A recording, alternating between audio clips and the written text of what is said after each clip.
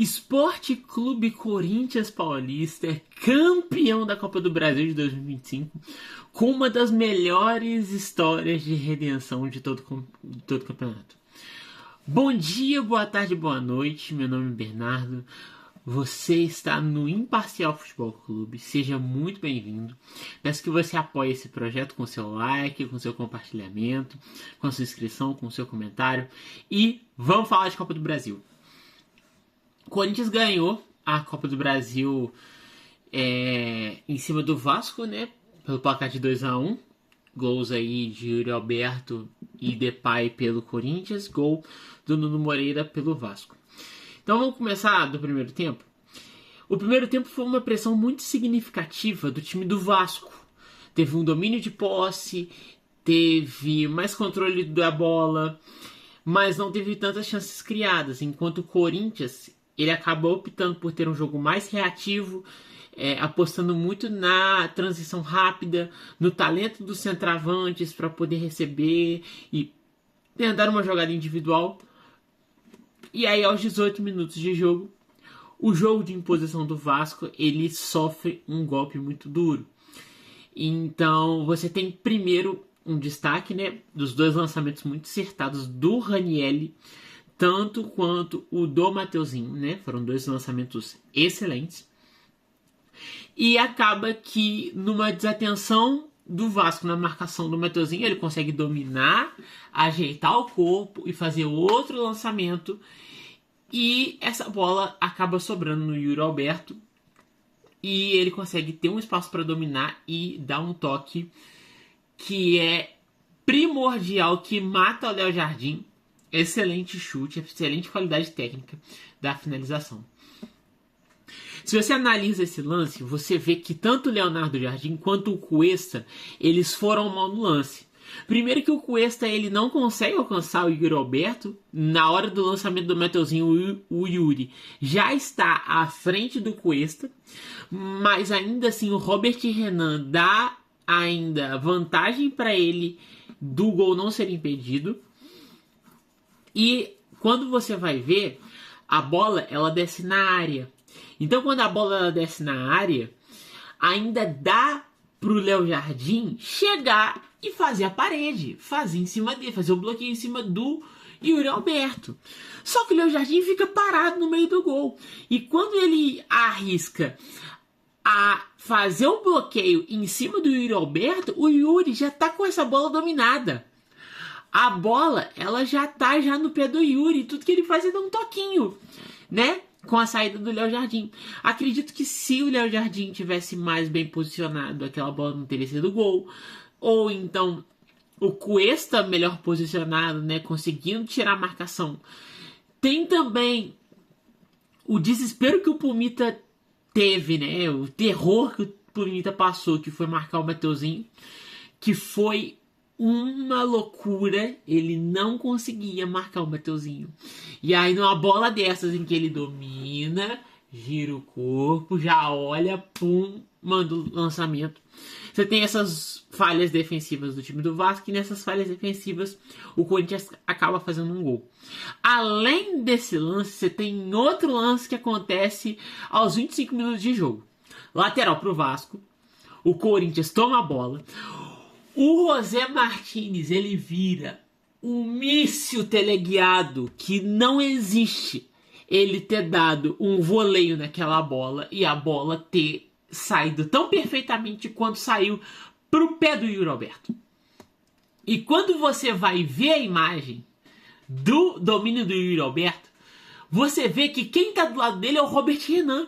Só que o Robert Renan não acompanha ele. E aí você tem do outro lado o Paulo Henrique chegando chutado, desesperado. E talvez eu acho que não teve homem de mais fé quanto o Paulo Henrique para que o Yuri Alberto isolasse aquela bola. E, além disso, o Léo Jardim fica parado no gol de novo. A sorte é que o Yuri pega mal na bola.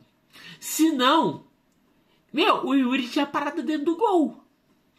E aquela bola ali ia ficar na conta da marcação do Vasco, que tava muito mal, tava muito desligada no jogo. Tava muito perdida. Os laterais afundavam muito. E aí na hora de voltar não conseguiam voltar. Não tinha ninguém para cobrir a marcação. E ficou esse desespero. Assim que o Corinthians faz o gol, o Vasco acaba reagindo. Tem 2 lances de perigo. E no minuto 41, o André Gomes cruza a bola na área. E o Nuno acaba empatando de cabeça pro Vasco. O famoso elemento surpresa, que é quando você lança uma bola na área e um jogador que não necessariamente está na área, ele chega para cabecear na velocidade. E se você for parar para analisar, é porque eu bati aqui aí foi. Se você for parar para analisar que esse elemento surpresa ele acontece, o Michael não espera esse elemento surpresa, porque ele não sobe para marcar. Então, não só o Michael erra na marcação, porque ele não vai para cabecear a bola, o André Ramalho fica olhando o Gomes ciscar na frente dele. Então você tem um primeiro tempo muito marcado por esses erros de marcação, e acaba que em erros de marcação, o time que está jogando mais reativo, ele se sobressai. Porque você jogar com erro de marcação para um time que está congestionando o meio, para um time que está marcando muito, para um time que tá tirando muita bola, e você tem do outro lado um time que tá impondo marcação, que a linha tá muito alta, a pressão tá muito forte, acaba que, querendo ou não, se o time reativo toma a bola e faz um lançamento, você não tem mais quem marcar na linha de trás. Coisa que o Vasco não consegue. É impressionante como que os jogadores do Vasco não souberam marcar, principalmente nesse primeiro tempo. Mas fica pior no segundo. Porque o Corinthians começa a sair pra bola, começa a ser mais ofensivo, começa a partir pra cima. E aí no minuto 63, o Breno Bidon recebe uma bola. Ele dá um drible tão desconcertante do Cauã Barros, que se eu fosse o Cauã Barros eu aposentava. Cara, que drible bem feito. E ele fica livre.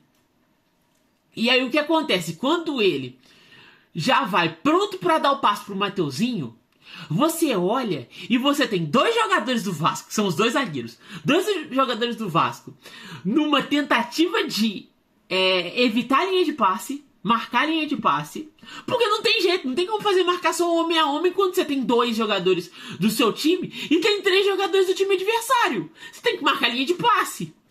E aí você tem, se eu não me engano, o Paulo Henrique voltando lá de trás, correndo desesperado de novo. E o Pumita Rodrigues lá na frente e não conseguindo voltar. Então, nessa questão, você tem o Mateuzinho recebendo de novo a bola livre. E aí ele toca pro Yuri Alberto, que sai da marcação, se eu não me engano, do Robert Renan.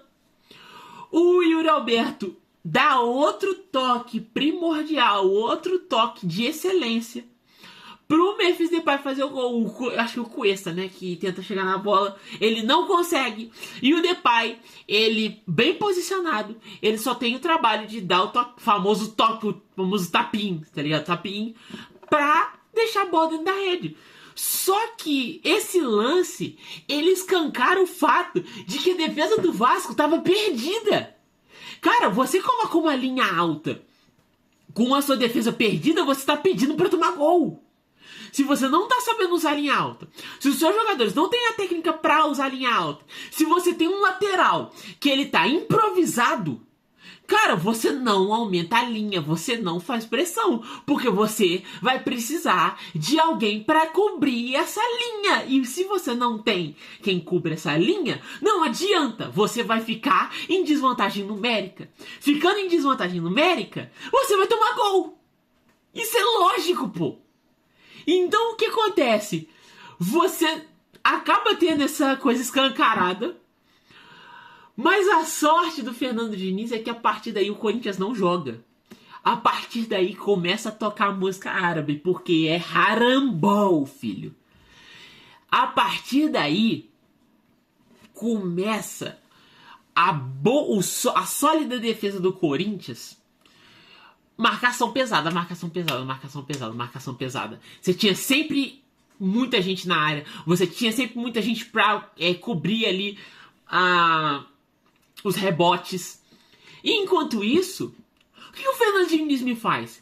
Ele tira as mentes pensantes do jogo, que aí ele tira o Coutinho, ele tira o Nuno, e aí ele vai colocar quem? Ele vai colocar Nego pra cabecear. Por quê? Bola aérea, chuveirinho, tapa na cara e gritaria, pô. E é isso aí. O cara, ele simplesmente joga a tática no lixo. No tudo ou nada. Claro, no tudo ou nada. Mas ele joga a tática dele no lixo. E aí ele tenta chuveirinho, chuveirinho, chuveirinho, chuveirinho, chuveirinho, chuveirinho, chuveirinho, chuveirinho, começa a blitz. Ele pau, pau, pau, pau, pau.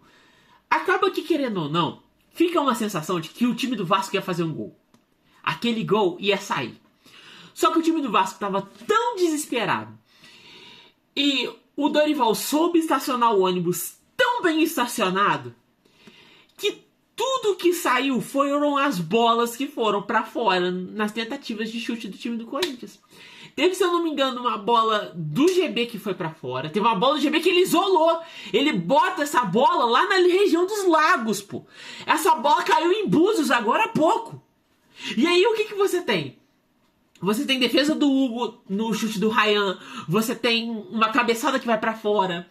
E na tentativa do desespero, o time do Vasco não é eficiente.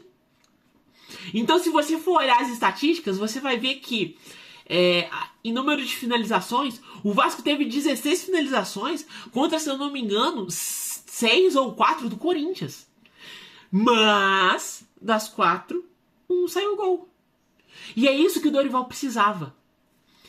E aí, o que acontece? 4 finalizações, 2 gols, Corinthians campeão da Copa do Brasil.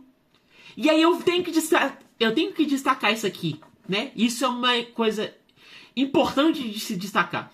O Dorival Júnior tem doutorado em Copa do Brasil. O cara ganhou 4 Copas do Brasil e 3 dessas Copas do Brasil foram ganhas nos últimos 4 anos. Ele esteve na final de 22, de 23 e de 25, só de 24 que ele não esteve. E isso porque ele não estava treinando time nenhum. Ele foi treinar o time do Corinthians depois da Copa do Brasil.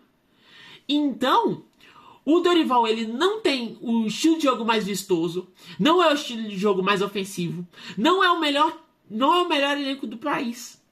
Mas ele soube usar suas peças, ele soube se defender, ele soube ser reativo e ele soube ser eficaz no ataque dele. E isso, num jogo de mata-mata, em que o seu time não tem tanta qualidade técnica, isso é essencial. Porque, querendo ou não, mata-mata não é um estilo de jogo pra você fazer resultado. Mata-mata é um estilo de jogo pra você faz 1-0 e acabou, fura a bola, faz o que tiver que fazer. Então, mesmo ele tomando alguns sustos, ele acaba ganhando de adversários importantes, tanto Palmeiras quanto Cruzeiro. E essa final ela é ganha por méritos do Dorival. E aí, destacando os jogadores, né? Depay foi muito essencial para essa conquista, até porque ele faz gol na final, ele faz o gol contra o Palmeiras. O Hugo Souza, ele fez partidaças. Ele pegou pênalti, ele salva o Corinthians em lances muito importantes. O Mateuzinho foi muito eficiente. Eu critiquei o Mateuzinho aqui no jogo contra o Cruzeiro. Mas o Mateuzinho foi muito eficiente nessa final. Ele foi muito importante nos 2 lances de gol. Só que eu preciso destacar aqui o Yuri Alberto. Cara, ele deu um gol e uma assistência. E mesmo ele não tendo feito um jogo tão importante, um jogo tão bem feito, até porque ele isola aquela bola, e se o Corinthians perde, a torcida do Corinthians ia colocar na conta dele. E aí você tem um jogador que tem um psicológico muito abalado durante um período, foi muito criticado, foi muito zoado, ele dá a volta por cima, ele estava jogando bem, ele perde a final de 22, ele tenta manter a boa fase, e aí ele fica sem fazer gol desde novembro, para então ser o principal jogador dessa final do Corinthians. Essa é a prova de que o futebol é um grande roteiro, cara. Talvez essa seja uma das grandes provas de que o futebol é um grande roteiro. E acaba que o vilão, muitas das vezes o descontestado de Yuri Alberto, é o cara que dá o título pro Corinthians. E isso, você tem várias histórias. Tanto o Depay, quanto o Hugo, quanto o Breno Bidon, quanto o Mateuzinho. Esses caras, eles tiveram a sua redenção nessa final. E aí, esse é o momento, né? O Corinthians, ele acaba ganhando a famosa bolada de grana, né? Não sei, acho que se eu não me engano são 70 milhões, 70 a 90 milhões ali. E o Corinthians precisa saber usar esse dinheiro que ganhou. Porque essa crise ela não acabou por causa da conquista. O Corinthians ainda está em crise. O Corinthians ainda está devendo. Então eles precisam ver a longo prazo a saúde do clube e cuidar para que outras irresponsabilidades não aconteçam para afundar o clube mais do que ele já estava afundado. Então, que essas coisas elas não venham a piorar a saúde do Corinthians, mas que esse seja o início de uma reestruturação. Pro Vasco, pelo menos chegou na final. Bateu na trave 2 vezes, e aí agora chega numa final, e que ele possa, e que o Vasco possa aprender com seus erros, principalmente sem o Fernando Diniz, mas também precisa usar esse dinheiro bem, saber quais peças que vão trocar. Eu acho que apesar da final ruim, eu acho que o Paulo Henrique é um bom jogador. O Coutinho não deve ser descartado. Eu acho que... Não sei se o Fernando Diniz fica. Eu acho que esse final de temporada foi muito ruim do Fernando Diniz. Mas eu acho que o time do Vasco tem boas peças, mas é importante analisar o time como um todo pra saber o que pode mexer. Porque eu acho que esse time do Vasco tem potencial de ir mais longe na temporada. E sobre a arbitragem, galera, o Vitor Pereira Sampaio, vocês querem o quê? Cara, a arbitragem brasileira na sua mais pura forma, permitindo, né, o time do Corinthians fazer catimba, prendendo o jogo, e é isso aí, galera. Não tem jeito, é a arbitragem na sua mais pura essência. Mas vamos conversar? O que você acha da final? Você acha que o Corinthians fez uma boa final? Você acha que o Vasco fez uma boa final? Você acha que o Paulo Henrique não deve mais ser convocado para a seleção? Você acha que o Hugo deveria ser convocado para a seleção? Inclusive, alô Carleto! Eu acho que essa Copa do Brasil do Hugo, ela pode ser um fator para se olhar ao querido Hugo Souza. Se ele for bem na primeira metade de 2026, eu acho que é interessante levá-lo. Mas enfim, o que você acha? Qual que é a sua opinião? Deixa aí nos comentários. Se inscreva no canal, ative o sininho, deixa seu like, compartilhe com seus amigos corintianos e vascaínos e até com os rivais. E é isso, pessoal. Vou deixando vocês por aqui. Deus abençoe vocês. Bom dia, boa tarde, boa noite.